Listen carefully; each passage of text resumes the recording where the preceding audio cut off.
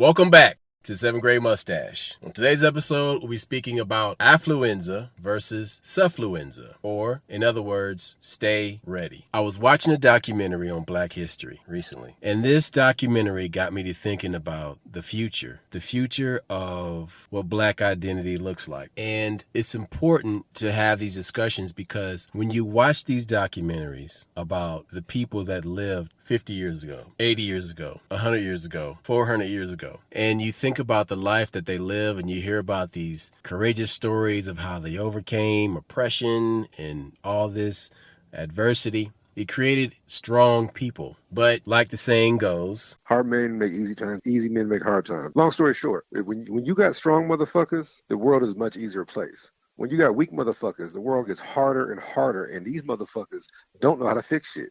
You know? With these people that are out in the world nowadays, they're only like that because of what's available to them, what type of opportunities they have. The fact is they have so many opportunities, they have so many options that they tend to have this apathetic, I don't care, whatever type of mentality. But you hear it all the time, entitlement. I should just have. Because what, you were born? This is the definition of affluenza. Affluenza is the unhealthy psychological and social effects of affluence and the inability to understand the consequences of actions due to financial privileges. So that whole laissez-faire mentality comes from a person who doesn't deal with the consequences of their actions, or they don't deal with the consequences of what their actions are doing to other people. They don't even realize there are consequences. And you just said some deep shit. So here's the other thing. I have stepchildren. I have other children. You know this. And I think what's so ironic about that, you said that when you gave the definition of affluenza, it's those things because you're affluent. So what do you do when a motherfucker's broke and has the same attitude? What do you do with poor people who behave like they have affluenza? Okay, but here's the problem though. A big chunk of that is what I call suffluenza. It's yep, I know. Say it. Affluence of suffering. And so the problem with that type of situation, these people tend to have this entitlement. So at the far end of these extremes, you have this rich person who is completely disconnected from reality. And then you also have, at the other extreme, an extremely poor person who is extremely disconnected from reality. Either that poor person believes that they're rich, or that poor person believes that nothing they do is wrong, that they're not responsible for anything, that everything was done to them. And that shit right there, holy guacamole. Or that person also believes that the struggle is over. And now that all these people have died, they can act like some spoiled brat. I'm not talking bad about mental health. You know, it exists. I know people be depressed. I've been depressed. But this idea that these people who small stuff happen to, and they just go off the deep end, they're like, I can't go on. And I'm like, what happened? And they tell you, and you're like, that's it. That's because those people don't have any real struggle in their life.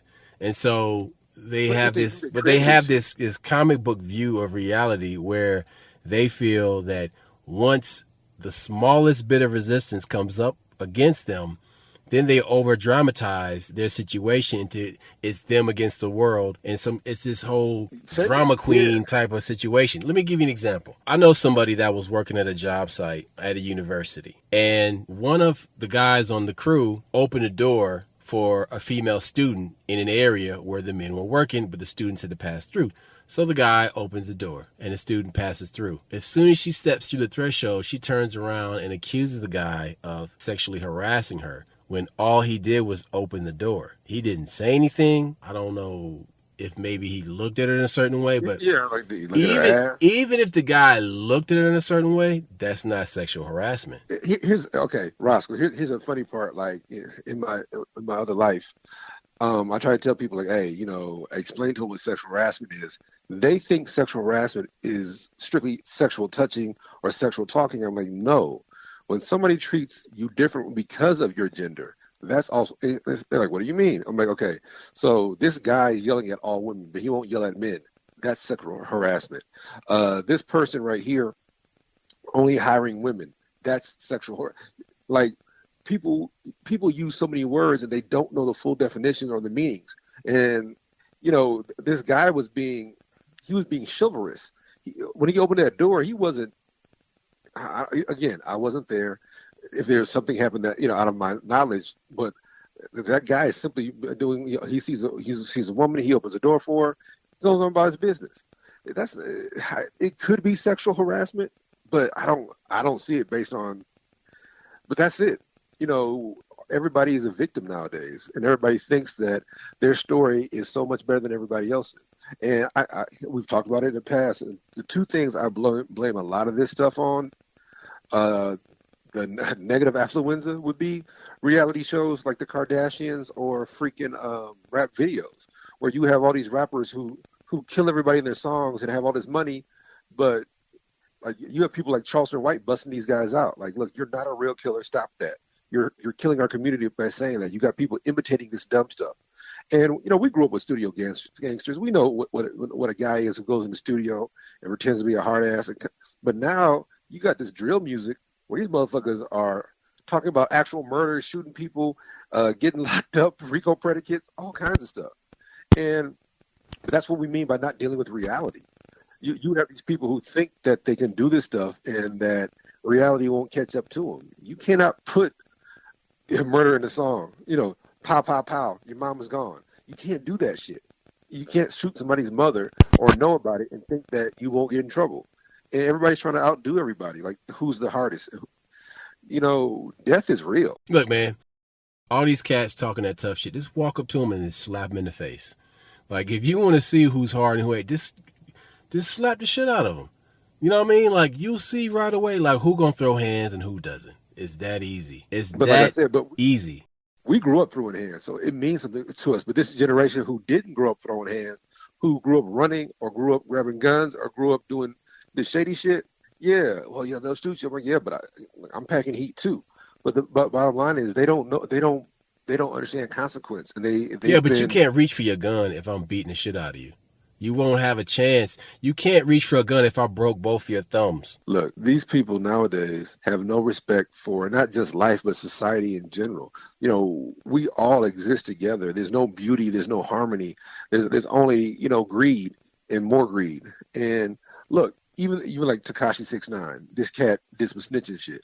Well, you find out the reason, not that it matters, but there's a difference. Me and you had this talk. We kind of half-assed. We didn't finish. There's a difference between snitching, being a rat, and being just a concerned citizen. If you're a snitch, that means that me and you did a crime together, and I decided to talk so I get less time. That's snitching. Then you got a rat. He just tells on anybody doing anything just so to take the light off him. They're different. A rat ain't even involved, but he's going to run to the warden. He's going to run to the police officer. He's going to run to somebody and just tell. And I'm like, for what? You don't even gain anything. Nobody likes you. And then last but not least, people always ask this question, like, whenever you see this Vlad TV or these dumb motherfuckers, they'll ask somebody, hey, if there was a serial killer living next door to you, you wouldn't tell the police? I'm like, no, man, I take care of it myself. If I see kids going in and out that place and there's some messed up shit happening, I'll just wait a minute. The opportunity will present itself, and all of a sudden that guy just gets eliminated. But you don't have to let the world know what you do. So, okay, I want to use technology as an example of something that contributes to this malaise. For example, Jet Magazine began November the 1st, 1945. That was the date of the first issue that was printed and put on the newsstands. So what Jet Magazine was, it was made as a mirror for Life Magazine, whereas Jet Magazine showed Black people who were working to attain a quality of life that was on par with anybody else's, if not better, right? And so in Jet Magazine, you saw Black excellence. Jet Magazine actually gave way to Black Fashion Week. Ebony Magazine began to have these fashion shows, and these Black women would be a part of these fashion shows, and they would attend the fashion shows that had the fashion designs created by Black designers. And so this gave these creative people in the community a sense of understanding that you can create, you can put your art out there and have it consumed by the people in the community as well as outside the community. And so with Ebony Magazine being this platform for Black excellence, you could go to the grocery store, you can go to the newsstand, and you can pick up this book, and you would see in this magazine Black people doing well. But with that not being the main way, with books and magazines no longer being the main source of information, it has shifted our attention and our level of consciousness. So then what happens is older people have to keep these things alive because young people, they have no interest in it. The difference between a book, a magazine, and an electronic screen, a device, is so vastly different because a person gets a dopamine rush from looking at a daylight light source computer screen, okay? And so a person will get this dopamine rush because they're going to look for things that interest them, that they have created and situated in an echo chamber that reminds them of how smart they are, or how cool they are, or how, fashionable they are.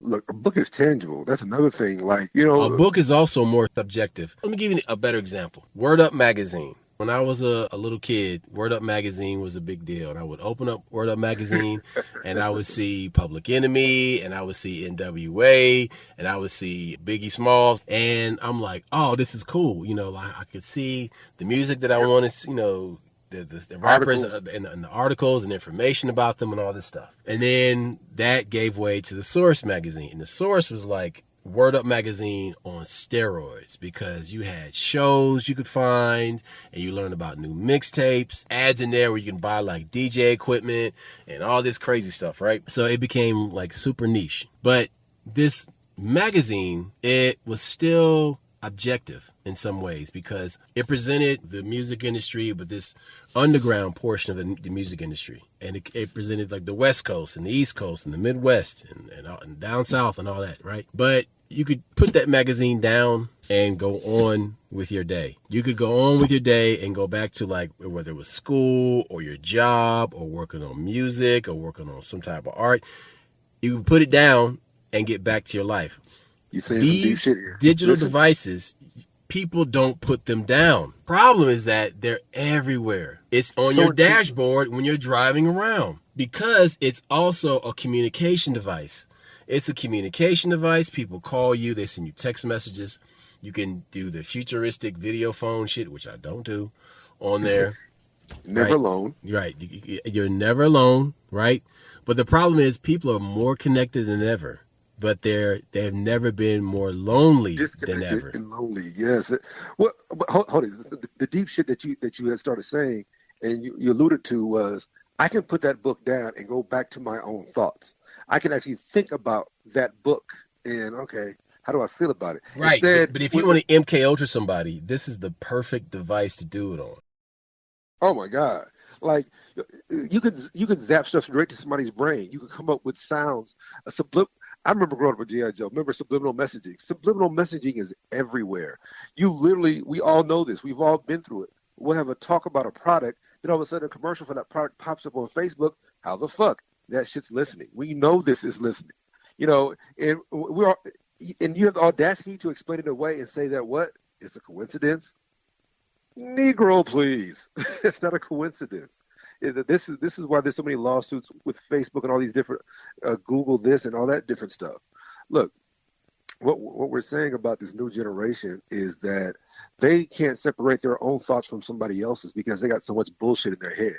And one of the things that I had this problem with my younger daughters where they would read books and whatever that character was going through, they would go through. So like if they were being teased in the book, Dad, stop that.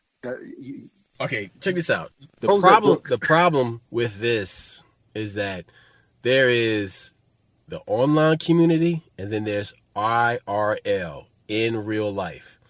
And so when I would put down my Source magazine, I would go to the basketball court and play ball with my friends. People don't do that. They stay in their room, they stay in their house, they stay on the phone, and they interact with people you don't even know. Funniest shit I just seen. A dude said, chick, it was pressing him. Hey, where you know this girl from? Oh, we grew up on Facebook. Like I've never grew up on Facebook. Facebook. It's a joke, but it's so real. I remember the first time I unfriended somebody I was like, man, I got too many friends on here. They got pissed and called me and, what are you doing? I'm like, what did I do? like, look, man, I apologize, but your shit is boring. I don't want to hear that shit, you know. And so it's basically all the stuff that used to be like. Remember how your parents would tell you, like, hey, that person ain't gonna be nothing or whatever. Now people will confront you about that, like, hey, you think I'm this? I'm like, I don't know what I think, or you think you're better than me? No, you think that I think I'm better than you. Like, I just had this conversation because some shit I'm going through with my youngest daughter. And I was talking to her, and of course, her mom walks up, and she's like, "Yeah, your dad, he just thinks he's better than everybody. He's this, this, and this, and he's the best person to talk to." She's going through something with her biological dad. I said, "Look, with all your parents and all these people in your life, I'm the only one with a shitty father. I can relate to what you're going through. I don't know what you're going through per se because we're different people, but I can relate to it." And as for the comment your mother just made about me thinking I'm better than everybody, I don't think I'm better than anybody. Hey, man, listen to me. Listen, I have heard the same thing. Okay, I know.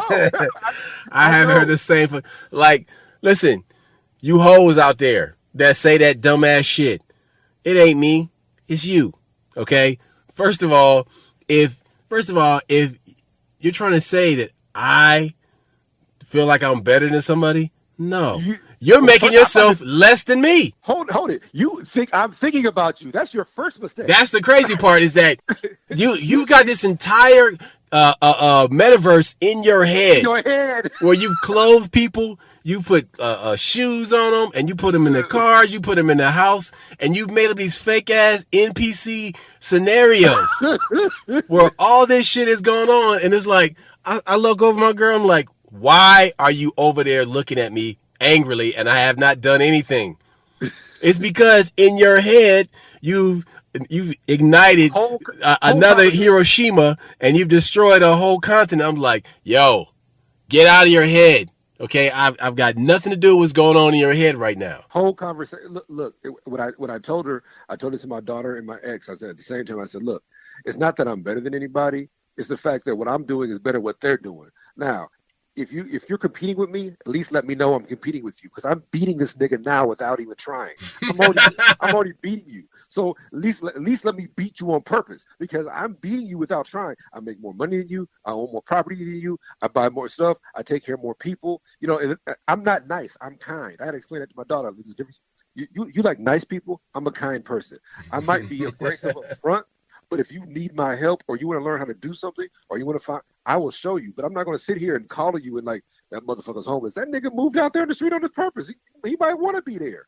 But these are the messages and things you got to teach your kids and explain to your kids and show your kids. Because if you don't, this world will show them all kinds of goofy shit. That's why it's so important that your kids don't need access to all this internet shit right away. They don't need access to, if they got a cell phone, get them a fucking flip phone with nothing on it, no screen, that kind of shit, because the messages being beamed into their heads is crazy. And I ain't talking about just some crazy subliminal shit. I'm talking about, this is the conversation that me and Roscoe was having off the air about, I was saying that I try to give credit to where I get stuff from, but Charleston White was talking about Martin Luther King and how black people really reacted to him. He said a lot of the old folks didn't fuck with him. Like those boycotts were already being done. He just took part in them. But what the point was we were making is that, then my brother says, Asian people, Chinese people, they are self-contained. They don't depend on nobody else. They can take care of themselves, and they might take your money or you might buy their product, but they don't. But listen, here's the thing, though. And the crazy part about this is their closed-mindedness, the way that Asian people are self-contained and the way they're closed off from other communities, people accept it. Other people accept it like that's their culture. So on the other end, we're too fucking open. Yeah, and see, that was the point I was making. What Charleston was saying, he said it's the young people's movement that was all this. Let's hold hands and eat at the goddamn rice counter and all this other shit, and the lunch counter. Excuse me. They started that shit where segregation. We get it. Segregation is bad when it's forced on you, but segregation by choice, that's your business. And we are so quick to take on this whole political movement of desegregation. Look, segregation was necessary because the schools were bad. I get that, but real talk, We were still becoming doctors, lawyers, and everything else in these schools when we taught ourselves. We also taught ourselves what we wanted us to know. Right now, that's the whole argument, is when somebody else educates you and somebody else gives you health care and somebody else does this is the same motherfucker that was oppressing you, and they're going to give you health care? I don't think so. Listen, of all the people of color, when you look at all of the different communities, Asian people have two-parent homes. There are more two-parent homes in Asian communities than there are in Latino communities and there are in Black communities. All right, Asian people they pressure their kids into performing well in school. You know, they stay on their kids. They don't take no shit.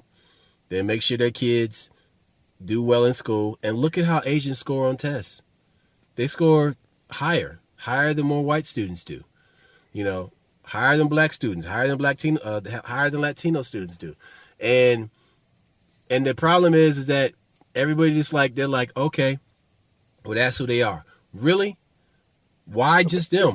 Why are we not like that? It changed. It changed. We were like that back when the family was together. And they destroyed the black family with drugs.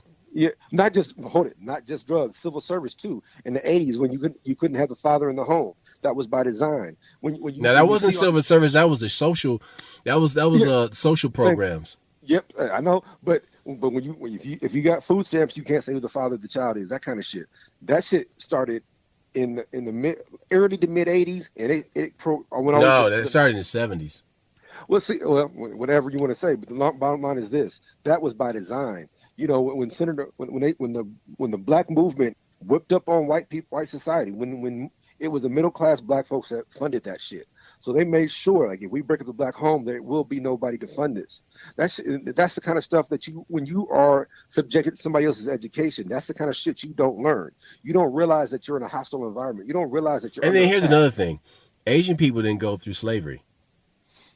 So complicated. No, but no. I'm talking about within the past 500 years, Asian people did not go through slavery for hundreds of years like Black people did. I get it. No, but I'm saying they were enslaved in California. No, they were in internment camp for about 5 years. No. You're talking about the railroad, building a railroad. Yes, those were slaves. The railroad. No. But when you went into town.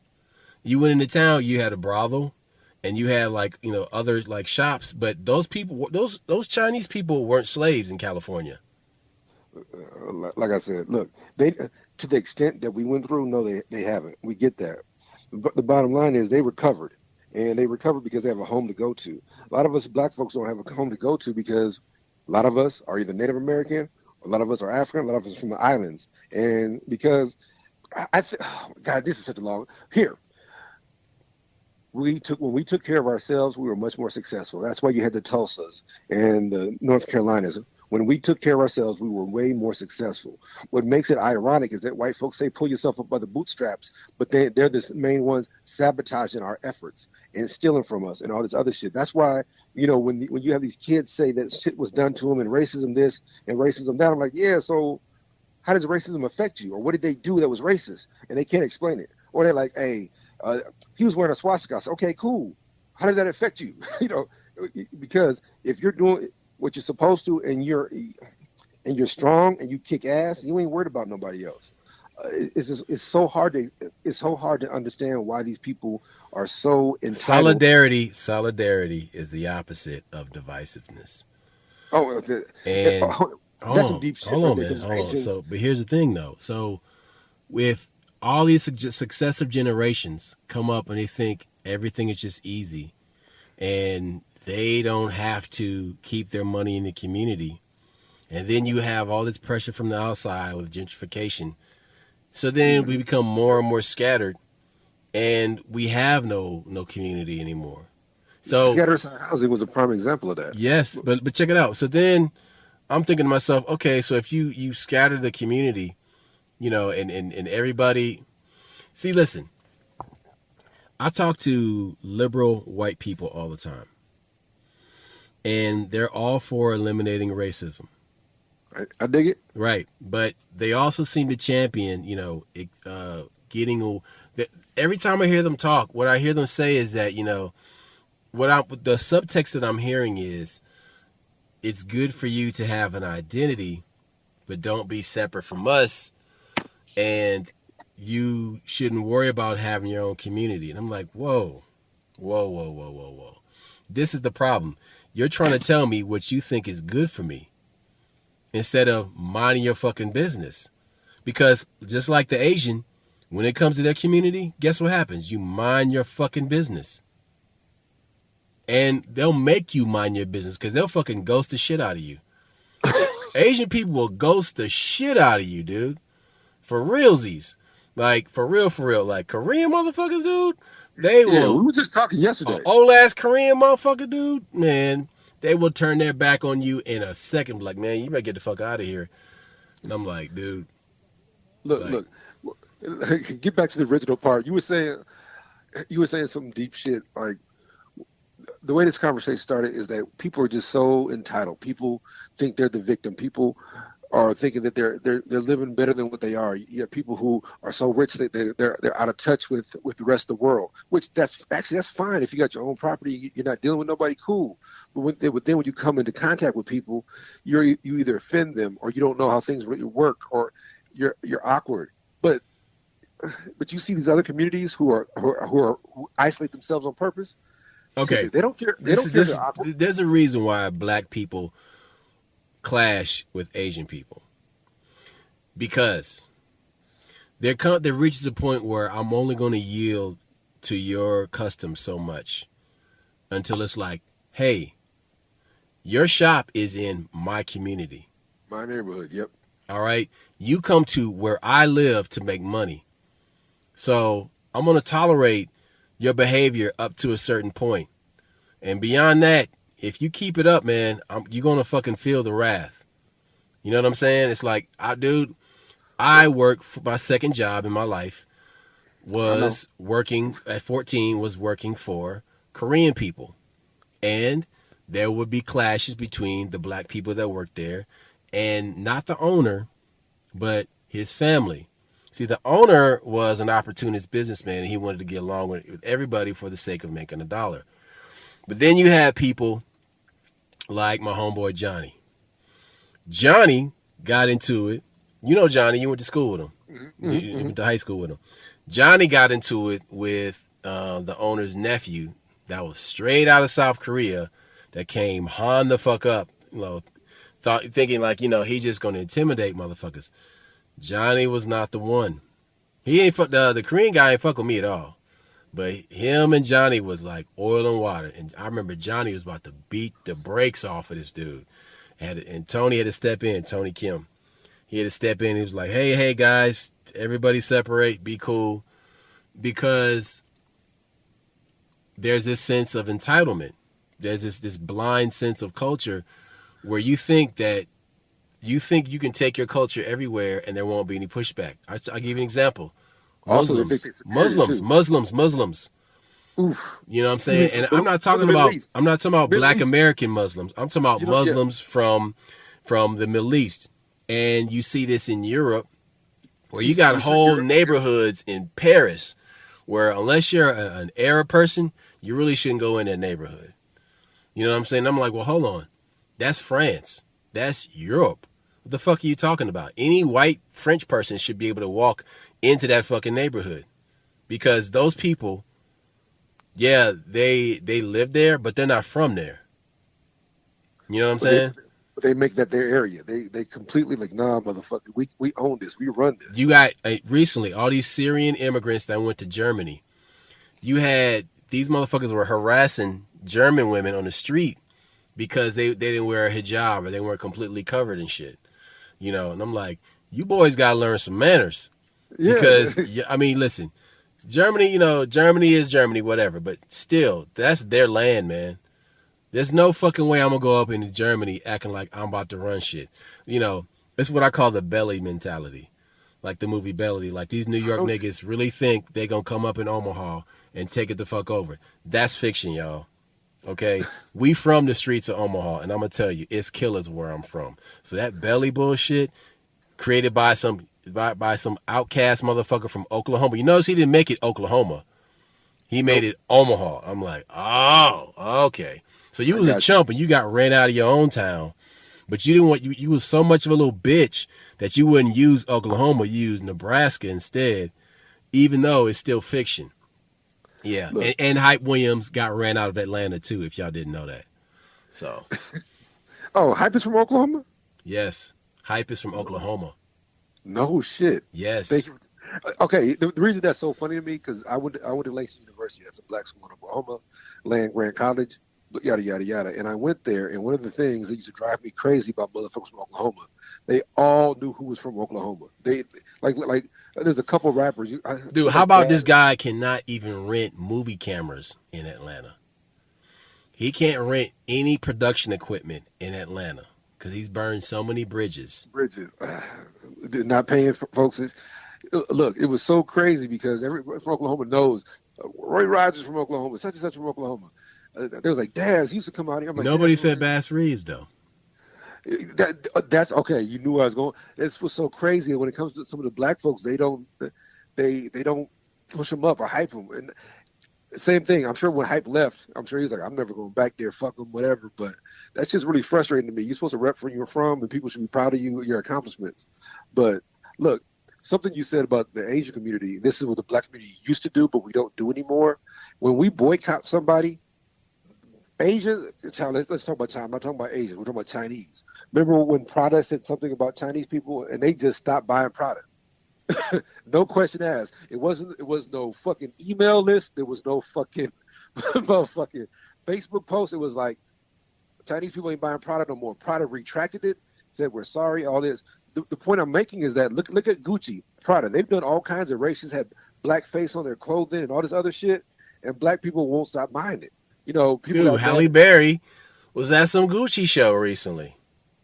Like I don't know if our boycott is over, but I couldn't afford it anyway, and that's kind of how How most people about felt. I still don't wear Timberlands to this day? Why? I've never worn Timberlands, man, No, no. because back in the 90s when it was the thing to wear Timberlands, they had an official statement that was in the Source magazine that says, we do not make our stuff for urban people and we do not intend for them to wear our clothing. And I'm like, okay. Look, hey, do you know that they have a whole movie on Tommy Hilfiger? It was on. I was watching like I think Vice, and so Tommy literally. So it's the two brothers. Tommy Hilfiger is the oldest brother, and the other brother runs it. You know, they're brothers literally, and so they go through the whole thing with Tommy Hilfiger. He said basically, if it wasn't for Wu Tang, we would not be what we are. And before Wu Tang was, guess who? Grand Poobah, and he knows all these rappers. So he was giving them clothes, and they were wearing it, having fashion shows. Works his way all the way up to it's the biggest brand. Then all of a sudden, the rumor starts where some shit come off on Oprah. He said, "I've never been on Oprah." That shit never happened. And so literally, he goes on Oprah to retract a statement that he never made. He's like, "Yeah, I don't know where this started. It was in." But the truth was, he said, I at the time I had never been on Oprah. He said, I've been on Oprah 2 or 3 times, but it was after that to try to get my clothes back on. But this guy, he said, we would not have a brand without Grand Poobah, without Wu Tang, without Then pay Aaliyah. them cats some dividends because I ain't heard from nothing from either one of them in a minute. Apparently, like I said, according to this, he was taking care of them. He was paying them, yada yada yada. But the point I'm making is that when those rumors started, see, back in our day, all you had was Arsenio Hall, Oprah, and what Ricky Lake, and shit like No, that. no, you had BET Oh no, yeah, and yes. MTV. Yeah, but I'm saying when somebody said you were on, did you hear what happened on Oprah? Did you hear what happened on Arsenio? They said this, and we ran with the shit. The point I'm making is that, like literally, if a Chinese person says we don't buy Prada because they mistreat our people, they run with it. Back then, a lot of times we were rumor based, and a rumor would start, you would kill a brand. But now you literally have brands that make money off of us, but disrespect us. That's what I'm talking about. So we organized boycotts, bus boycotts, all these different boycotts back in the past. And that's how we got civil rights and got recognized, was by our dollar. You vote with your dollar. And we had the ability, because we were united. You said solidarity is the word you used earlier. When we have solidarity, we have control of what happens to us and who's in our community. The other thing you said was, we were talking about scattered site housing and moving the community. Well, everybody living together. It's great when it's your decision. But you got to understand that means you don't have a united voice. So if you have a black community who we're voting and we're putting our people in charge, now all of a sudden you scatter us throughout the city. Now we don't have a united vote. Okay. When I was in high school, they tore down 24th Street. They tore down all the projects that were on 24th Street. It's a catch-22 because that's a good thing and that's a bad thing. Yes. Now, it's a good thing because a lot of those kids that were in those projects, they were moved to scatter site housing and they were growing up in homes now, which is great. You know, everybody's not in these roach-infested, rat-infested projects anymore. The problem is that that cohesive community was now spread apart. Now, the north side is still the north side. And this is what I also noticed in Atlanta, is that even though there's gentrification and they're trying to rezone areas to get rid of schools and stuff like that, you still have a cohesive black community in Atlanta, in East Atlanta, on the west side, on the south side. Black voice, yep. Mm-hmm.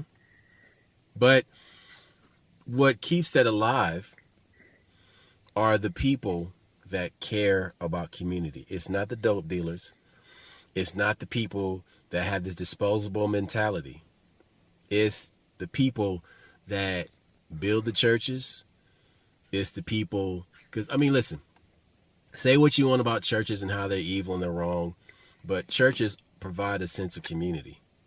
That's where your grandma and your auntie and your uncle and all those people and the little kids, they go to church and they go to worship. It provides community. And then you have some churches that have outreach projects and they actually help people pay their rent and stuff like that. So churches help people, you know, like churches aren't all evil. So there's churches and there's schools. I mean, hell, I'd like to see more libraries, in some of these communities. I'd like to see more libraries and churches, but I mean, hey, but these things provide, okay, here's another catch-22. Black fraternities and sororities. I love them and I hate them because they do so many good things in the community. Their presence is felt by the charitable things that they do, by the programs they do with young people, right? Just them being there is good. Now, on the flip side of that, a lot of those people belong to the boule. And these people are the coon, gatekeepers. They're gatekeepers. They're gatekeepers. All right. They want to place a governor on your excellence, right? On how far you can go, because they're being controlled. They have handlers. So there's this catch-22 thing, Yeah, it's so weird though, because one time I was at this event, and I was near an event, like I was adjacent to an event, and I had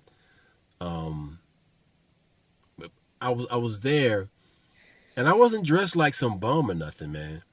But there was the AKAs are there, and my sister belongs to a fraternity, right? Which one? She's an AKA. I did not know that. Yeah. So I didn't know she was in a sorority. I really didn't know that. Yeah. Funny. But I mean, that's useless information. Yeah. But the whole point is that they were looking at me like I was some type of heathen or something. And I'm like, yes, they what? Will do that. What? I don't understand this unwarranted umbrage. Like, what the fuck did I do? And I'm like, oh, y'all carpet munchers. Some of y'all from Dick Hater. Decatur, Decatur, Decatur is a part of town, but we call it Dick Hater for certain type of people. Shit. But I'm like, oh, yes. I'm like, that's why you got beef with me, because I got a penis. And I'm like, okay, that's what it was. Have you ever been approached by a lesbian or whatever you want to call them, and they try to compete with you, and you don't like? Are you serious? Like No, so. no, no, no, no, no. This is what I do. I give them a kung fu lesson. I say, stick your hand out. Stick your hand out. Now, hold it up. Now, see my hand? Look at your hand. Okay. Now, you see, with my hand, I can kill you, right? But you can't kill me. Only if I let you. But I can overpower you. But I don't because I have discipline. And I'm a gentleman and I was raised by good people. So do not confuse me for somebody else. And also, don't confuse me with somebody that you think is feeble-minded and weak. Dude, you know, I went through my whole phase. I was dating a bunch of strippers. And I go to the strip club in the middle of nowhere, but there's a bunch of black dancers there. When I say nowhere, I mean Waverly, Iowa, literally 50 miles away. And I get there, there's a bunch of girls I know. So there's one girl is dating this little stud. So when Hold she on. saw me What's the closest big town to that? to Waverly, Omaha, 50 miles away.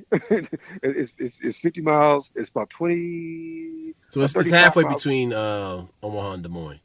No, it's not even. No, it's not halfway. No, it's right at maybe 45 miles.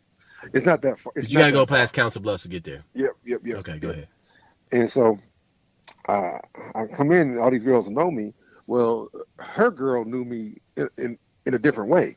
You know what I'm saying? And so she gets excited to see me, and this chick is like, "Oh man, you don't know what I get. You know, my dick don't ever get soft. My dick is always hard." I'm like, I didn't know I had a problem with that, and you know what? I can feel the pussy. How about that? You know, when I'm Oh, like, she's talking about you because she got a strap on. yeah, but Yeah, but mine's real. yeah, I can feel. Look, I can feel the look when I'm pulling your bitch's hair. So that was my whole thing. Okay, Roscoe, I wasn't coming in on that vibe. I was happy to see this chick, but I wasn't But happy. she was intimidated. Listen, man. Yes. Listen. Let me tell you something. I unintentionally intimidate people all the time. It's mostly dudes. Mostly dudes. I go through the same problem. Like I just told you, I think I'm better than everybody. Like, what are you talking? The fact you think I'm thinking about you, that means you don't know shit. So, you know what I'm saying? Like literally. And so, like I said, it was one you pretty much showed your hand. You let everybody know you were insecure. If I wanted to go that route, I could because you blew your wad, son.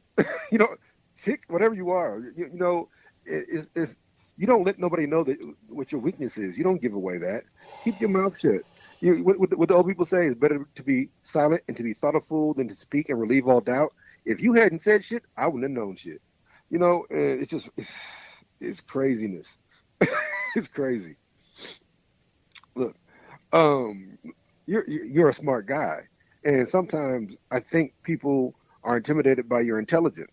You're in shape. People are intimidated by that, and I'm like, but I'm not putting that vibe out there. Now I'm out of shape, but I'm still smarter than most people think, and that's what pisses them off. Like, oh, how'd you get them to say that? I'm like, oh, because people want to. They want to prove to you that they're better than you. I'm like, I'm not competing with you.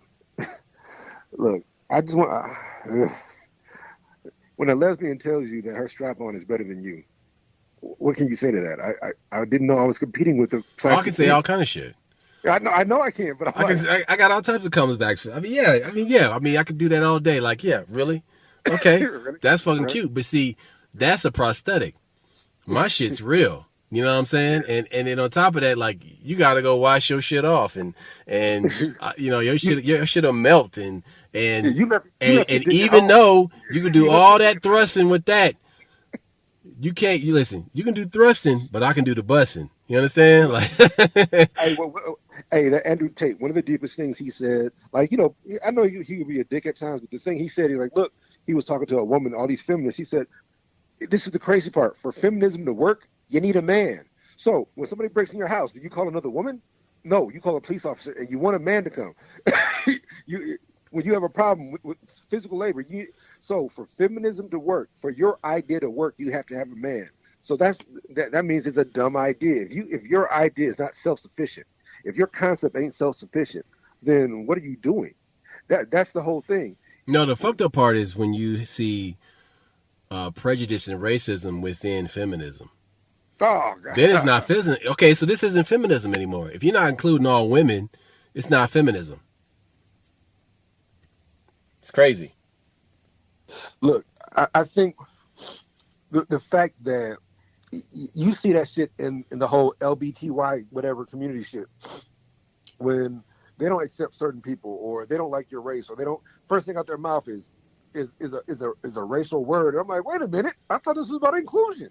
Dave Chappelle is the one who points out their irony better than anybody, and people get he's anti. No, he's not anti anything. He's pointing out the fact that we stood with you. Why aren't you standing with us? That's what he's trying to say, and people don't want to acknowledge that. They don't want to see it for what it is. They don't want to see their own hypocrisy.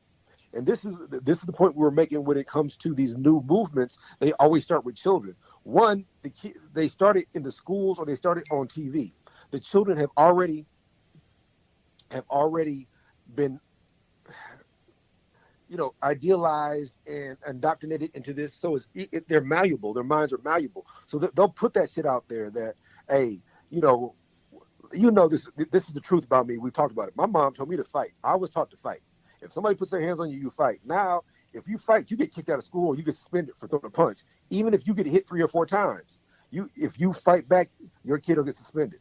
So what is it? So they're teaching you not to defend yourself. They're teaching you to be a coward. They're teaching you specifically not to defend yourself, number one. And number two, what they're also teaching you is that right there is a segue for gun control. The first thing any person who's for guns tells you is so you can defend yourself. But what if you tell your kid, don't defend yourself, the police will take care of you. You remember whenever we watch these old movies, they could be old TV shows from black people in the ghetto, old TV shows in the Wild West. What does the man do? He answers the door with a gun. Why is that? Because he don't know who's on the other side. And if you stay ready, you ain't got to get ready. So if my gun's in my hand and you come, if that's the Klan on the other side of that door, 2 or 3 of y'all motherfuckers laying down. That you're supposed to answer your door with a gun. You're supposed to be able to, because you don't know who's on the other side. And I don't have time to run back and grab my shit if it gets out of hand. Okay, but see, that brings me back to my original idea for this episode, and that's stay ready. Yes, and with that idea, that metaphor you just gave about the man answering the door with the gun, if you think about how you can arm yourself with information so that when a person comes to you with misinformation, with some bullshit, then you can say, no, that's not correct, and here's why. And you then proceed to break that person down and to show how they're in the wrong. And it becomes a teachable moment. But I say that because there's people that there's so much revisionist history that has gone on, and it still continues to go on. And this revisionist history is dangerous because it can make you hate yourself. It can dumb you down to the point where you have become powerless and you are completely unaware that you have gifts that God has given you because you have put your trust into a system. You put your trust into people that seek to control you. Look, whenever you give an example, I gave this example. I hate rehashing shit from our old podcast, so I'll listen to them. But one of the things that happened to me in high school, they sent us to a local university, Creighton, and we had this interpersonal training, and we had this different shit. And so they put us in a class about, fighting racism. So it's only maybe 3 black kids and a plethora of white kids, a couple of Asian kids, people And it's a black guy, and they love to talk about racism. This is that Democrat shit where you talk about it, but you don't do anything about it. I said, well, I hit them with the shit they weren't ready for. I said, okay, so let me give you an example. So how come when my women walk around naked, like you have these women in Africa, they're walking around with their chest out, you don't blurt that out? And everybody ran to me. I had people, well, that's how they really live. That's how they live now. I said, but wait a minute. How come when you show that nudist beach in Italy, you cover their titties up? So why are white women's titties special and black women's titties are okay for everybody to look at? They're like, well, but that's how they live. Yeah, that's how they live. So what you're telling me is that the white woman is more precious than the black woman. How was the teacher responding to this? What did the teacher have to say? He's still staring to this day. He's like, I don't know what. And he wasn't a teacher. He was some black dude from the community that I had not met. And Okay. I've been in the community my whole life. At that point, I was a whole. That guy was a fucking plant. Yeah, I was 17. I was roughly 17. I think it was junior, senior year. Me and you graduated. Then we graduated. Then we turned 18. So people know that we graduated a little bit early. And so this guy, he didn't know what to say as well. That's a good point. Like, it's a very good point. What I'm telling y'all is that you sit here and send us these messages. The first thing out your mouth is rap is misogynistic, but then you do some misogynistic shit on current affair or TV for us to see.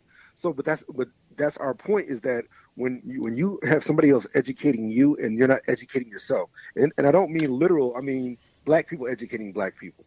When you don't have that, that's what you suffer from. You'll end up hating yourself. That's what Roscoe was telling y'all earlier. You will despise your own self when you change the history. When you start finding these history books that predate the ones they want you to read, and they tell you, hey, these there's already black folks here. That this tribe right here is black. This tribe right here is black. Hey, they talk about that one tribe in. So when the Louisiana Purchase, I guess Martin Scorsese's latest movie is based on that book. I can't think of the name of the book right now, but there's an Indian tribe that was, most of the Louisiana Purchase was their tribe. So what happened was after Thomas Jefferson buys the Louisiana Purchase from France, they had to come to do some treaties with these Native American peoples, and they have head rights. And most of them was forced to Oklahoma, but they have head rights. So this tribe. So fast forward to the Trail of Tears and shit. So they forced all these Native Americans down to Oklahoma, who had most of the Midwest. So they're forced to Oklahoma. What do you suppose happens? Because you talked about it in the past. They have head rights, and they're in Oklahoma, and they find the biggest oil well this side of what. So you got all these Native Americans in the 1930s and 40s, man, having the best cars. You got Native Americans. When you see that picture of that Native American guy driving a Rolls Royce, that's because they found that oil in Oklahoma. Okay. But then, and so they start talking about how all of a sudden all these people start getting killed. This girl shows up, she disappears. It's one of these crazy things where you realize, like, damn, y'all motherfuckers been doing us wrong since day one. So there's a story about this big piece of land in Mississippi. It was 300,000 acres, and it belonged to this black family. And they had businesses on this land. There was a community on this land. There were farms on this land. It was like a micro version of Tulsa, Oklahoma in the 1920s. And the U.S. government, through eminent domain, took ownership of this land in the 1940s and claimed they would need to use it for World War II. They never gave the land back to the family. So then this land is then changed into like some national state park and shit. So then these black people go up there and pitch tents and say, hey, we're assuming ownership of this land because this belongs to me and my ancestors. And so there's been this big legal fight about these black people reclaiming this land that was taken from them by the federal government and never given back. I got two stories about that. Well, the first story is not about that particular, but they're talking about Jackson, Mississippi, right? Right now, Jackson, Mississippi is like 80% black, and I guess the surrounding areas. But there's something on the books where they're about to vote on this law where these other communities will be able to appoint fucking judges and appoint all. I saw that article. Please forgive me for that. But these judges will not be elected. These judges will be selected. Because by the surrounding communities, that's some crazy shit. That's what, by the surrounding communities and not that community, which means that, ladies and gentlemen, is institutional racism. Message. The next one, I think it's, please, I don't want to get the wrong. I think it's one of the University of South Carolina, one of these joints, right? It was a black man, not a black family, black man owned all this land, and they came and took part of the land and just kept taking his land. That's the same story. No, it's more than one story. It's not the same story. It's more than they said the university literally, like you're talking about in Mississippi, they have like a national park with it. This is the university, and the university has money. They can pay this family, and so people they should be paying you something. That's a different story. Yeah, the university is on one man's land. It wasn't even a family of people. This man had, I don't want to lie about the number of acres, but look, and so this university has money, can pay the family now. Like, look, I get the fact that it happened in the past. Dude, what about the black farmer in Colorado? You see, it's getting worse. It's making the news, and they keep arresting that. We're not just talking about him being harassed by his neighbors. He keeps getting arrested. They arrested him the other day. But they're not arresting the people that are harassing him. They are not. See, and they're attempting to create a police record, arrest record for this guy, and then use up all his money in legal fees. See, that's the first thing they bring on a black person. Hey, their record. Like, that's a tough one. How is that related to this situation? And my arrests are because of you, not in spite of you. You know, you literally did this to me. I didn't have some kind of fucked up record that moved up here. Bought 1,000 acres of land, and I can't be left alone. And here's my issue is, where are the major outlets? Where are the major TV outlets? Again, another thing, Charleston White gets on my nerve, but he said some deep shit. He said, no, I don't care about George Floyd because of this reason right here. Did you hear about the boy? I want to say Florida, please forgive me. He was playing with his gun in the park across the street from his home. He's like 9 or 10 years old. Cop shoots him because he thinks it's a real gun. His sister runs out and tries to stop the cop. They body slam her on the ground, exact same period of time. And I'm like, how come that's not making national news? This is the problem. You know, we damn near burnt our city down because of George Floyd. There are other stories out there that we should be talking about. And what's more important is this is what happens when somebody else controls your media, when somebody controls the narrative. When, like, you always talk about this shit. We talked about it on the last podcast. We talked about that brother up in Ohio got arrested for reporting on that spill. When the media is controlled, everybody is enslaved. Everybody is oppressed. When you don't have free media, when media is not doing its job in reporting what's really going on, you'll fuck around march for anybody. When you got people right here who need your help, who should be brought to light, these cops something should have been done to those cops. And so, but see, okay, but this is what I mean when I talk about reparations and how you can see the people that get the most angry about this are the people that have actually benefited by it. And they'll tell you, oh no, I didn't benefit from this because both my parents were working class people. Bullshit. No. Bullshit. Bullshit. Black people built the system that gave them a fair shake. That's too nice. Don't be nice, Roscoe. Let's say so. The reason we don't get reparations is because those white slave owners got their reparations. So now white folks don't want to pay us reparations because we gave it to your masters. What did you just say? Do you know how offensive that is? The person who got wrong.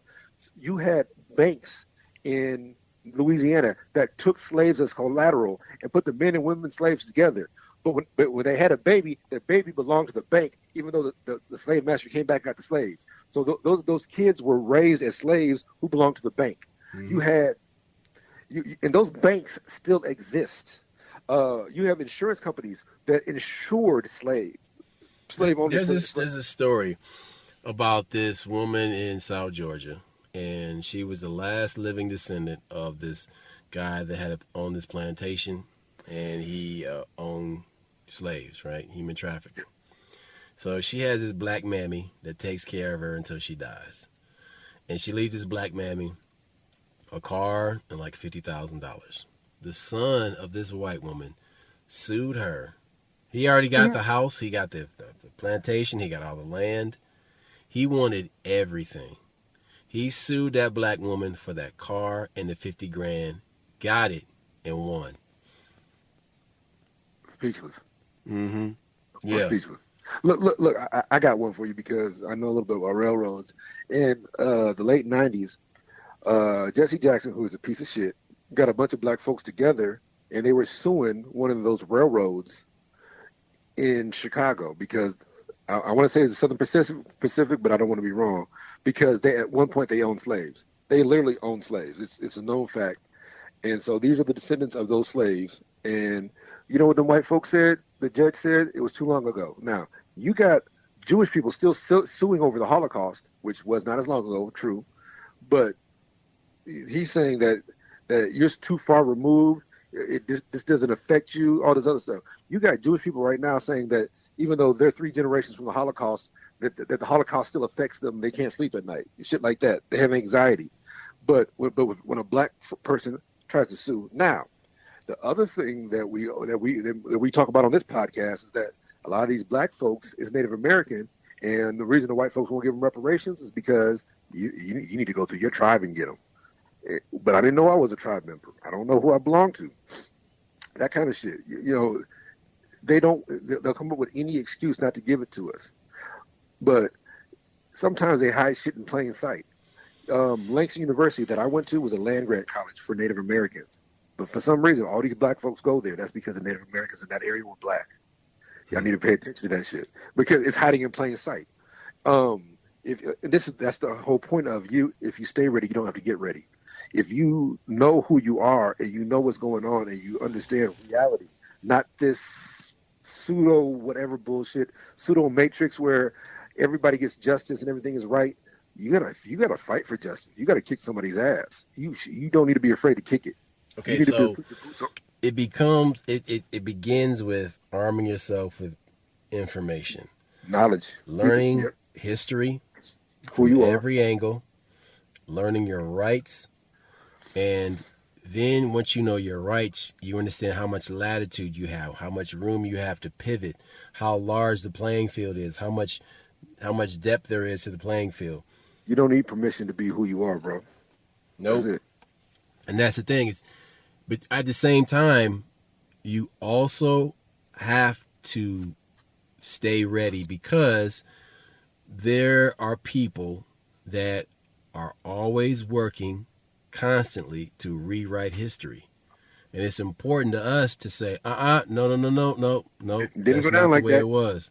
Because even in the Quran, they memorized the Bible because jinn can go back into time and alter history and create some Mandela effect and change things. That's some deep shit right there. But you brought that up before. Yes. But because these good Muslims have memorized the Quran, that will not work on them because they know their holy book. You know what I mean? They memorized it. And I use that as a reference point because those people don't allow themselves to get fooled. Dude, I don't know if you've ever come across any people from the Middle East, but they're incredibly stubborn. Incredibly stubborn. And it's for a reason. It's cultural. Yeah, look, I don't know if you've ever spent time with Asian people, real Asian people. I'm not talking about these shooby-doo-wop anime pop motherfuckers. I'm talking about the old school Asian motherfuckers, Koreans and Chinese and Japanese. They're stubborn. The old motherfuckers are stubborn, and they are set in their ways. But it's what saves these motherfuckers. But it's for the safety of their culture. You know, and it's not a bad thing. Now, it can be a bad thing when there's a culture clash, yeah, and there's misunderstandings. But there's more good than bad. It's the same thing with masculinity. Masculinity by nature is not toxic. There is toxic masculinity. There is fucking whole ecosystem set up for men that are rapists and they're fucked up people. Yes, but masculinity itself should be chivalrous. It's not toxic. It should show respect. It should show resolve. Like you said, I can hurt you, but I choose not to. That's what makes a man strong. Not the fact that I can't do anything, I can't affect any change. I have the ability to change the world around me, but I do change it for the better with my presence, by taking care of kids, by teaching people, that. We are so much better than what we give ourselves credit for. And right now, I think we're scared to shine, or to let our light show. That shit right there, we're scared. Fuck that. There's no reason to be scared. Anxiety, I get it. Get over that shit. Learn how to deal with it. Cope. Get your ass up and make some shit happen. Yeah, but also arm yourself with information and know the past so that the jinn cannot go back in time. And, that's some deep shit. And fuck you up and make you fall for the banana in the tailpipe. That's really all there is to it. I mean, you're going to, with more and more technology, the manipulation, the yes, possibility of manipulation is greater, and it will happen. It will happen. People will will try to hide and cover things up. You know, they're going to Look, try and throw the game, you know, and answer they the, will. answer. I was going to say is answer that door with a gun. The gun is a symbol, though. You know, what I'm saying is when you let this technology in your house, make sure you have a gun at the door in case they let that Trojan horse in case they let that damn virus in your system. You know, the reason you answer that door with a gun is not because you're violent, it's because you're nonviolent and you're defending your Because peace. you are vigilant. That's all I Yeah. got. We out. Peace. Holla back.